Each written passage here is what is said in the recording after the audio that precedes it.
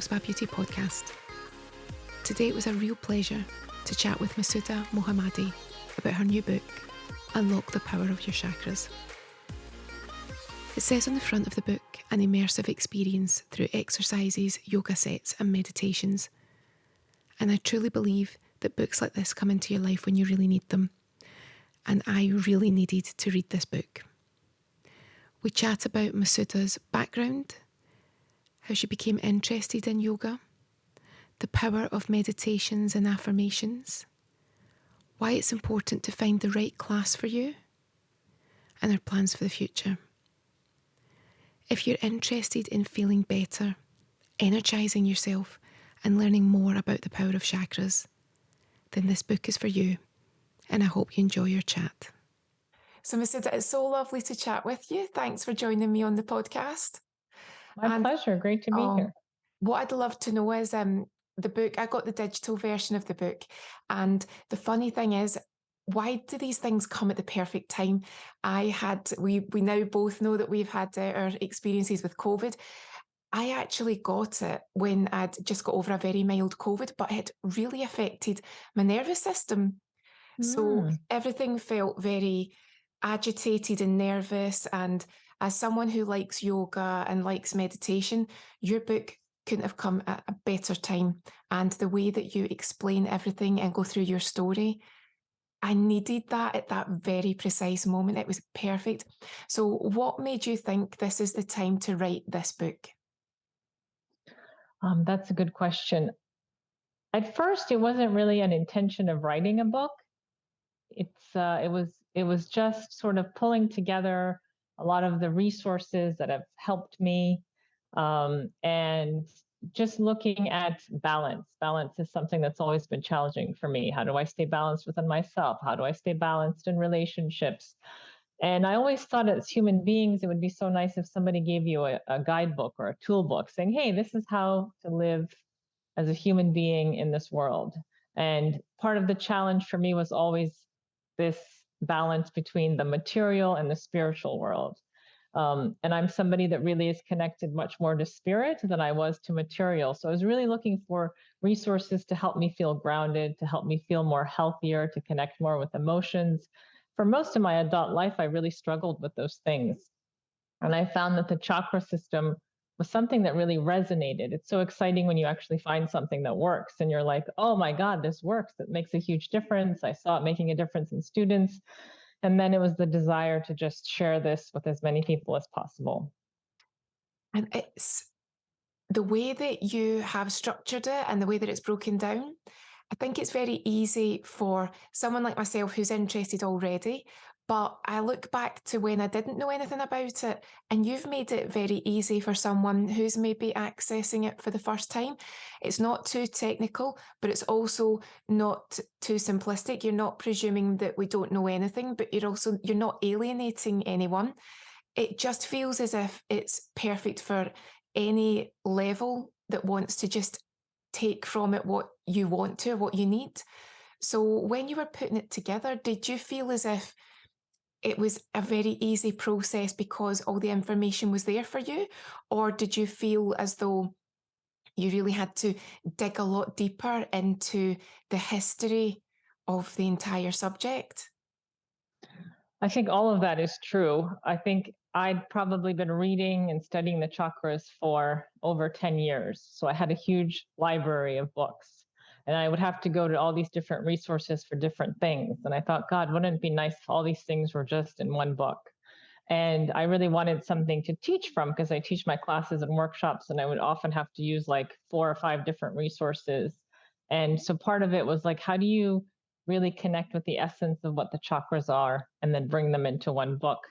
But I also had great readers, and I wanted to ask people to read the book who were very logical and were not really into this tradition. And I didn't want it to be too woo-woo, but I didn't want it to be too simple either. So I think the readers that I had were very helpful in giving me feedback and saying, this isn't clear, or I don't understand this, or how does this really relate to my life? So I think anytime you're working on a project, it's so important to have people giving you feedback to help you refine that process. But why do you think it is that some people are still apprehensive of chakras or meditation or affirmations, and they still think, oh no, I'm not in, it's as if I'm not into that. When for me personally, I don't think it's about being into it. I think it's part of life to me. It's energies and how you're feeling. Yes. But why do you think some people are still quite unsure or don't believe or just don't feel as if it's for them? Well, I think all of us in life go through times where we're not open to certain things. I know that I usually have to experience something two or three times or hear about it two or three times before I'm like, sure, I will try that. And I do think sometimes, me included, I get very airy fairy with this stuff, and and and sometimes I forget that other people think and understand and process and take information in a different way. So I think also those of us that are very much in this field have a responsibility to make it more accessible and practical to people. Because sometimes I'll take a class and then I'm like, oh my God, do I sound like that? Because that sounds like it's really, it's really out there. I understand that because I think if I'm really into it too, and again, when I didn't feel good, part of getting better for me was looking at your book, looking into, I've got a book on Buddhist principles too. And Mm, whenever I don't feel good, I want to dig even deeper. And I think it's because it's obviously something within me that is looking for that balance again and that connection and settling mm, down. It's obviously, it must be because I don't feel settled. Who does when they don't feel well? But there must right. be something within me when I don't feel good. And like I say, that particular horrible bug just affected the nervous system, just made me feel very unsettled and agitated. And that's the first thing that I reach for is what brings me down, what calms me down. Yes. And I would say you'll know this from being an expert. If anyone wants to read the book and wants to get into the principles, I think you start to feel when you start to connect, it's quite quick, but it's a never ending process, though. It definitely is something that takes time. But I do feel as if you can start to feel and see things differently the minute you start reading. Would you agree with that? It's instant, but it's also ongoing. Yes, absolutely. I think one of my goals with the chakra book was to make it immersive, like get all of your senses connect with it, with the colors and the visuals and the exercises. And I love those short 5-minute practices. So if you have an issue with your root chakra or your heart chakra, you can just be like, all right, I can just do these heart opening exercises for a few minutes. And you really can feel a shift of energy in your breathing and the vibration and the muscle tension in that area. And then here are some affirmations. But at the same time, I've been studying this since 2000, and I'm still learning and growing. And every time I teach a chakra workshop, I think, oh, wow, I just finally really got that on a deeper level. I mean, that's what I love about yoga and meditation. It's a lifelong journey, and you keep going deeper into it with the physical and the philosophical and the psychological and the mental. So it's like if you're looking for something that to just really focus on and have it be a lifelong journey, I think this is really a rich subject to dive into. And I like that you talk about auras too. I personally would love it if I could see auras. I do believe that you get the energies from people, and when people say you've got a good vibe, I think that most of us are probably able to judge the energy in a room if there's tension or if there's a lot of fun. I would love though when some people say they can actually see auras or the cameras. Have you seen those beautiful images when they Yes. take pictures? But you've got a lovely bit in the book about auras and sort of how it all connects together. Is that something again that you are learning about, or is that something that came quite early to you when it all started connecting when you were learning? I learned a lot about auras from Kundalini yoga and meditation. So that's like the yoga of awareness. And they talk a lot about chakras and how each yoga set works on balancing the chakras. And then there's a lot of yoga sets that specifically help on building your aura. So when I have anxiety or fear, the two things that I do that really help me is one, do a lot of stuff that's grounding, like connecting to the earth, but then also working on that energetic field, because when we're anxious, it's so easy to sort of lose yourself or lose your center, and then all your energy sort of is swirling around in your head. And so then when you encounter other people, you start to really feel their emotions a lot more than you feel your own emotions. Yeah. And so there's just little tools of just grounding your feet into the earth, visualizing a waterfall between you and other people. Or there's this great exercise called the ego eradicator, where you put your arms up 60 degrees and you do it for a few minutes, and you just feel stronger and more centered within yourself. And then your aura also kind of feels more protective and safe. So it's not that I can see auras, but I love people that do. And I know that you can actually learn it, but I haven't really devoted the time and energy that over time you can learn to see the different colors. But for me, it's more like feeling it and sensing it. Oh, I would love that. The closest I probably come to it, and it doesn't happen all the time, if you're having a particular meditation and you just start to see a color, a chakra Yes, color, yes. it doesn't happen very often, but when it happens, I can't explain. It's quite an intense feeling, isn't it? I don't know how to describe it, but it's just like a wow. It's like a pure color. It's just, it always surprises me. And then as soon as I've finished meditating, even though I've got an idea, I want to go straight away to read up on what it means and then enhance it. I never get fed up with that, because I don't think it happens too often to me. But do you see colours very often when you meditate? Or again, is it not something that we see all of the time? One of my teachers called it special effects, like the special effects of Um, meditation. And I think some people, if their third eye is more open or they've done more work with that chakra, then those visualizations come, a lot of color comes. And also the gong, we play the gong in Kundalini yoga class. And oftentimes people say when they're relaxing to the gong, then they see a lot of colors or images. So I think it's just a bonus of meditation. We can't control when it happens, but when it does happen, it's like a quite euphoric feeling. And then I get super excited when that happens. And then the more I pay attention to it, sometimes then it disappears versus just sort of allowing the experience to be. That I love that description. It's a bit like when you want to dream, so you can be guaranteed that's when you won't dream or won't remember it. That's Exactly. that's it. Exactly. That's exactly it. And also, anyone that buys the book, it's very useful that there are very clear demonstrations of some of the yoga practices. Sometimes you know what you want to do, but you just have to make sure that you're doing it correctly. And again, you've made it in the practices very straightforward, very simple, and you've given them the clear names and what they are. And I think that's so helpful. So was that something that you felt quite strongly about, that you wanted to make sure that it reads easily, the visuals connect, and if anyone's got any issues with connecting words and pictures, then you've covered everything for them? Yeah, it's just learning styles. You just want to make things as easy and accessible for people, take as much resistance out of it. And I think sometimes we underestimate how simple things can be really powerful and effective. Just a simple cat cow pose where you're moving your spine and your head can really give a burst of energy to all of the chakras. And I feel like the book is an introduction to yoga and meditation for a lot of people. And then if it resonates, then they might be like, oh, I'll try a class or I'll try a workshop. But also, I wanted to create it for teachers and teacher trainers. Like, well, this is a great book that you could use to do an 8-week series if you're a teacher.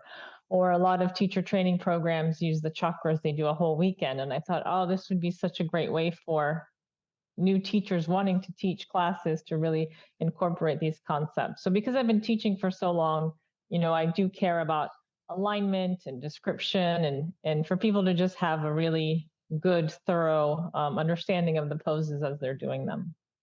And you've been teaching for so long. Again, if anyone gets the book, you give your backstory as well, which is really interesting.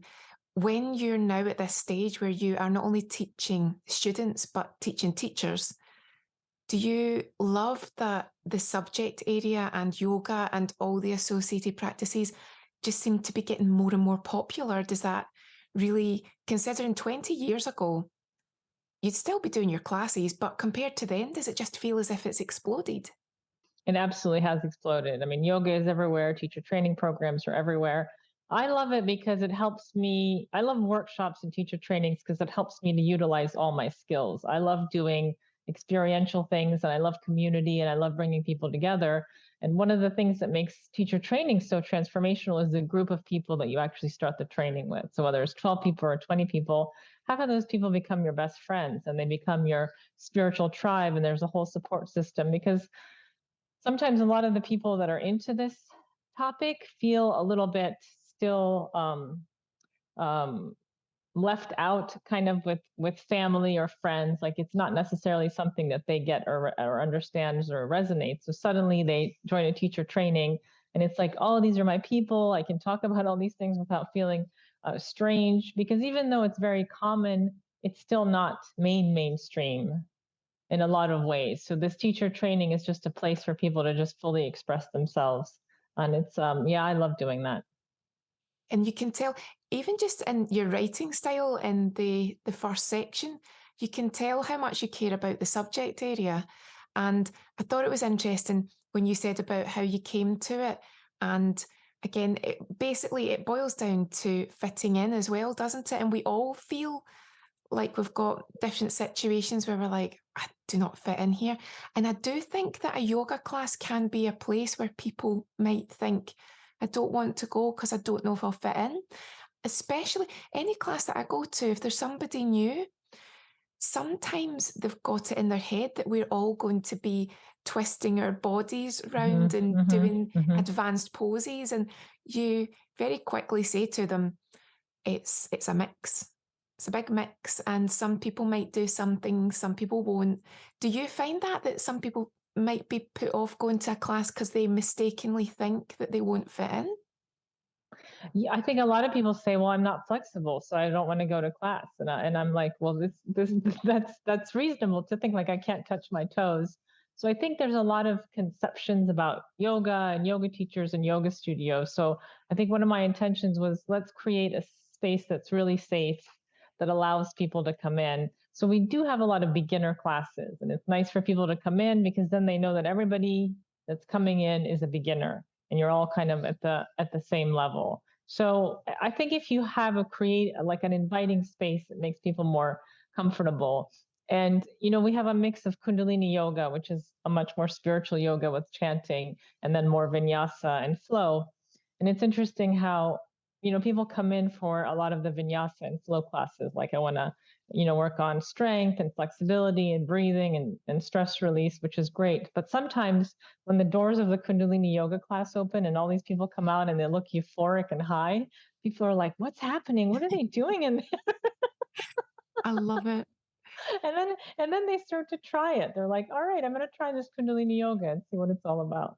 I love it. And I think the mix, you must have seen every type of person come through the door.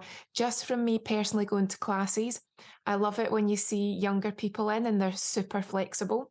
I love it when you see someone that's a lot older, and sometimes they're older and they're there. And I think it's just like you say, to keep themselves flexible. Other times it's someone that's older that's been doing it for so long that you can't help but be so impressed about what they can do. And then the one that surprises me, and I don't know why, is every so often when there's a guy there and you can tell that he obviously does some sort of martial arts, and you have this presumption that if you've never seen someone before, you think, oh, I wonder if they're new, if they'll maybe just be doing the basics. And then out comes this person that's super flexible, straight into a handstand. And yoga classes always remind me that I shouldn't judge, because it's not so much a judgment as in I'm expecting somebody to be capable or not capable. I just take a look and think, oh, they're new, they'll probably not be too sure. And then I was wrong. You. So have you seen everything, like every style of student? I have seen every style of student. I'm really impressed by the people that are in their 70s. They're in their 70s and their early 80s, and they come 5 times a week and they have this practice and they're really disciplined. Yeah, I have seen it all. But like after a while, you just sort of, stop making any judgments because you're just so surprised, and then you just sort of allow people to have an experience. Mhm. And I think what I'm surprised about is sometimes people come in and I'm like, I'm not sure that person understands this class about how it's about spirituality and deep meditation, and because even I'm thinking, oh, I have a stereotype of what that person might be, and so again, we're constantly being opening our mind to, we don't know, we have no idea what's going on with someone internally, even though we might make some judgments versus on what we see on the outside or the physical. So that's a good lesson to always be aware of. Yeah, I agree. I can't help sometimes when I look and I just go, oh, they're new. I'll just go over and say hi and say, oh, this is a fun class. You'll enjoy it. And then they're 10 times more ahead of us. So I'm learning that. But new people really appreciate it when someone who's a regular comes up and says hello and introduces themselves. And I've noticed that that makes a big difference. Or even for the teacher to go and say, "Hey, welcome. This is my name. Let me know what you need. Have any questions?" I think that makes a huge difference. That's good to know. And Mhm. I think with the book too, that's something you said about teachers. I agree that that book would be great for anyone, not just people like myself or someone that's even fresher to it. I think it's great for teachers too, because it's connecting the chakras into, well, not everyone that teaches yoga is as well versed as yourself. And I've gone to classes where the teacher has maybe done the training, which is more about the process of the exercises within yoga rather than the spiritual side of it. So do you think, again, if someone's a teacher but they would like to delve into the spiritual side, it's a good idea to purchase it? I do. I think it would be perfect actually, because it's a way to start to sprinkle some things about chakras and what they mean. You could have a whole class that's devoted to the root chakra and do a lot of warrior poses, and then maybe sprinkle in some of the philosophy.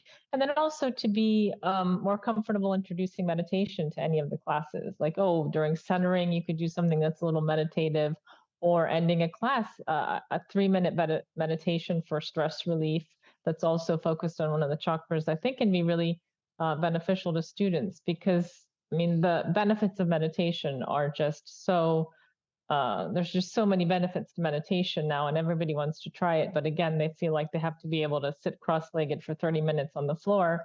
And I think yoga teachers could actually start to introduce just 3-minute meditations and let people know that, 3 minutes every day is better than no meditation at all. Yeah, I couldn't agree more. And now that you've introduced me to your teachings, and you say again, you've got the studio, you teach students and teachers, what is ahead for you now? What are the plans and the goals building from what you've already created? Well, partly it's just keep doing what I'm doing, continue at the studio, and I would love to write a book that's a family memoir. Actually, I thought my first book would definitely be that book. My family's journey coming out of Afghanistan and coming here as an Afghan immigrant family, and then how our the whole immigration experience and identity and connection, a book about love and grief and loss. So I've been trying to write that book for a long time. And I actually did a training on the chakras. It was called The Path of Manifestation, like how to take a dream and move it down through each chakra and actually manifest it. And I thought that's what was going to happen. But after I finished that training, somehow I started writing this book. And then this book took over. And it's just been a very interesting journey. But I think writing this book has really given me the confidence that maybe now I can tackle this memoir. The memoir is personal, so it's very different. It's personal, and there's a lot of emotions involved and subjects related to relationships. But I feel like there's so many things in this book that I've practiced related to emotions and working through obstacles, that it's like, okay, I finally have the skills and the resources to revisit this memoir and really devote some time and energy to it moving forward. I would love to read that. Just that little hint at the beginning of this book. I was already hooked in. Even just that little part about where you felt you had to change your name. And I just thought, oh, that just, it just touches you. And I think you've Hmm. got a lovely writing style. So I think to be able to read that, I really hope then that the time is right now. But is it going to be something that does take a lot of time when it's such a big story? It does take time. And the story has changed a lot, Mhm. but 2023 is really about that book, that memoir, and just using all of the resources I used to write the chakra book, and then focusing it on that. I think it's time. When you feel like, oh, it's time, I'm ready for that. Yeah. So I think 2023 is going to be quite a busy year then. Yes. Just ever so slightly. So, just to finish then, I'm fascinated to know when it comes up to the festive season for someone like yourself, do you take some relaxation time or do you run some form of classes throughout? Or do you think, no, I have to take some downtime? No, I do take downtime. I mean, the studio is always open. I think we're Yeah. only closed, 2 days a week out of the year. But actually, my husband and I are going to Costa Rica for a week Nice. at the end of December, and it's just beach time and relaxation time because I try to follow my own advice from the Chakra book of finding that balance between being and doing. And I'm an introvert, so I really need some alone time to recharge my batteries. So I love going on hiking trips, and Yeah. traveling the world. That's my other passion. Oh, And we do a lot of yoga retreats through the studio, and then I'll often take a week off after or before. So I don't have any problem with downtime. I like that. And as I learn about grounding, I'm realizing that's some nice places to do your grounding. I like this thought of sitting on the beach, doing a bit of grounding, doing a lovely hike. That's something that I hadn't really given a lot of thought to before and never realized the importance of it. So, those are some nice places that you're going. I hope you have a wonderful holiday. Thank you. Thank you. You also. So it's been a lovely chatting. And see for anyone that's interested, do you have your website or do you have any social media handles that they could see what you do or even get in touch if they're near for classes? Yeah, there's the Radiance Yoga website in Alexandria, Virginia. And then my website, MasudaMohamadi.com, has a link to buy the book, but you can also get it on Amazon or Barnes and Noble. And then I'm also on Facebook and on Instagram. Almost as it's been a pleasure. I really mean it. Your book came at the perfect time for me. I needed it and it helped me get on my way to feeling better again. So thank you. And I would recommend if anyone wants to know about the chakras, some really good affirmations, meditations, everything, definitely invest in the book. It'd be a lovely Christmas gift at this time of year too. Thank you so Thank you. much. Thank you. Wonderful to chat with you. Happy Thank holidays. you.